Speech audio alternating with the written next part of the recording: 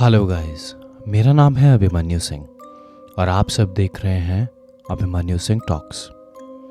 तो चलिए चलते हैं अपनी आज की कहानी की तरफ। The skin walker. 5 कॉलेज के स्टूडेंट्स आरव, प्रिया, रोहन, मीरा और करण की कॉलेज की छुट्टियां पड़ी। सबको हॉरर मूवीज़ का काफ़ी शौक था। सबने अपने वीकेंड्स को जंगल के बीच एक पुराने सुनसान से केबिन में बिताने का फैसला किया। और ये कोई नॉर्मल केबिन नहीं था। इस केबिन के बारे में कहा जाता था कि वो भूतिया है। ऐसा वहाँ के लोकल लोगों का मानना था, क्योंकि पास ही के गांव के कुछ वुडकटर्स जब अक्सर उस केबिन के पास से गुजरते तो उन्हें कुछ अजीब आवाज़ें सुनाई देती और कभी कभी तो चीखें भी सुनाई देती। लेकिन कभी किसी की हिम्मत नहीं हुई कि वो अंदर जाए उस केबिन के और चेक करे कि क्या है असल में वहाँ पे चल क्या रहा है। लेकिन आरव, प्रिया, रोहन और मीरा और करण ने इन अफवाहों को हंसी में उड़ा दिया, सिर्फ एक एक्साइटमेंट और थ्रिल की किक के लिए, यानी रोमांच की तलाश में। सब उस केबिन में पहुंच चुके थे। जैसे ही रात हुई, ग्रुप आग के चारों तरफ इकट्ठा हुआ। भूतों की कहानियां सुनने और मार्शमेलो भूनने का सिलसिला शुरू हुआ। बाहर हवा बहुत तेज चल रही थी और पेड़ों की परछाइयां केबिन की दीवारों पर डरावनी फॉर्मेशंस बना रही थी। अचानक जोर से दस्तक गूंज उठी।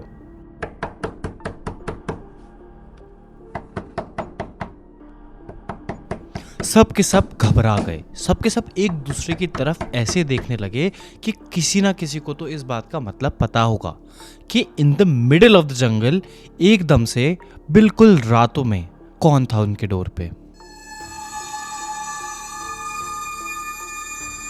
ये कौन हो सकता है?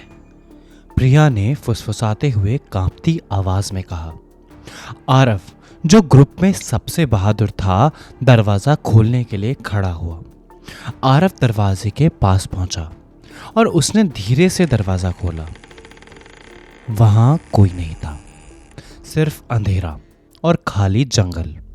उसने कंधे उचकाए और दरवाजा बंद कर दिया। लेकिन अब सब के सब बहुत अनकंफर्टेबल फील कर रहे थे।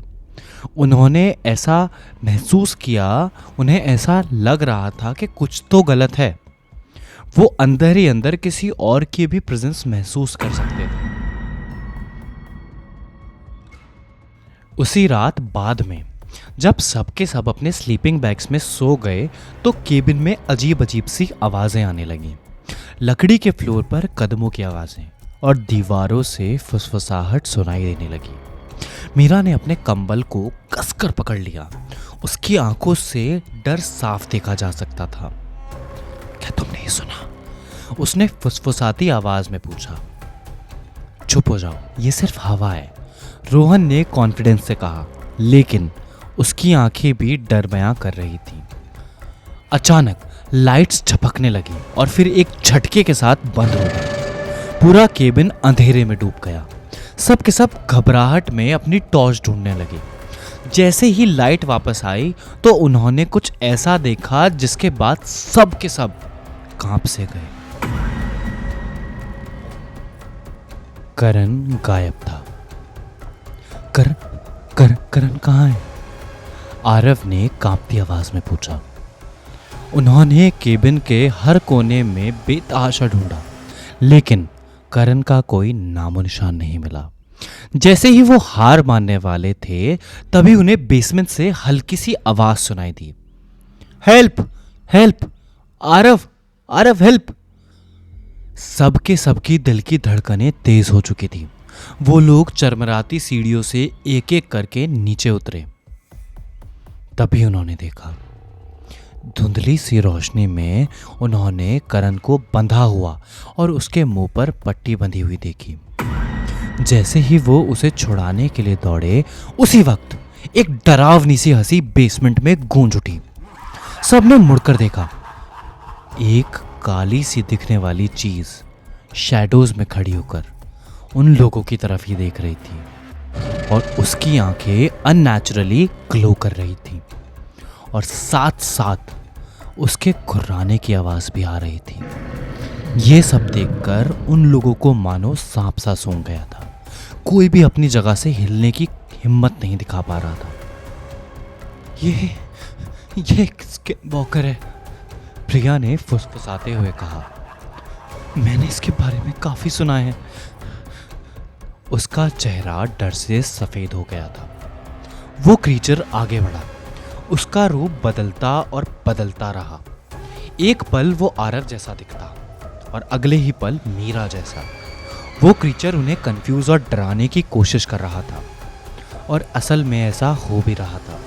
सबके सब पसीने में लथपथ थे और सबके चेहरे डर के मारे सफेद पड़ चुके थे।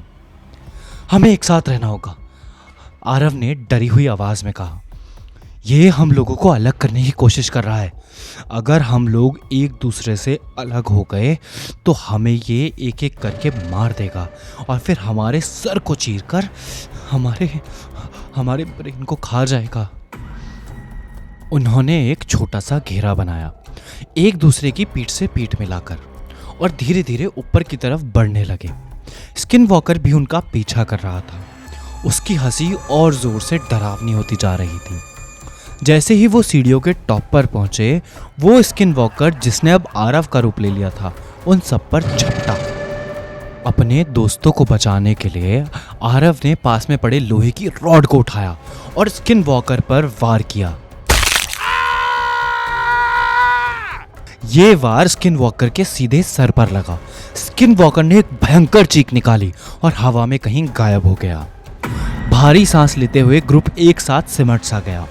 उनका वेट आखिरकार खत्म हो गया था। उन्होंने कोई भी देरी ना करते हुए अपना सारा सामान पैक किया और तुरंत के तुरंत केबिन खाली कर दिया। जैसे ही वो अपनी कार की तरफ बढ़े, पेड़ों के बीचों बीच से सुबह की पहली किरण झांकने लगी। अब काफी हद तक बाहर रोशनी फैल गई थी। सुबह हो चुकी थी। लेकिन तभी मीरा का ध्यान करण के सर की तरफ गया। करण के सर से बहुत तेजी से खून निकल रहा था। आरव ने गाड़ी की स्पीड तेज कर दी और वो रास्ते में कोई हॉस्पिटल तलाशने लगा। जैसे ही वो कुछ आगे बढ़े, उन्होंने रोड की साइड में एक केमिस्ट की दुकान देखी।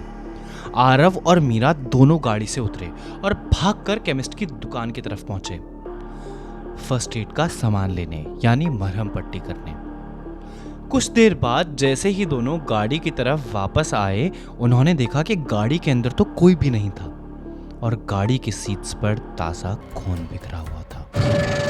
तभी मीरा को एक बहुत शॉकिंग रियलाइजेशन हुआ। उसने तुरंत आरव की तरफ मुड़ते हुए पूछा, आरव, तुमने उस क्रीचर को यानी स्किन वॉकर को कहाँ पे मारा था?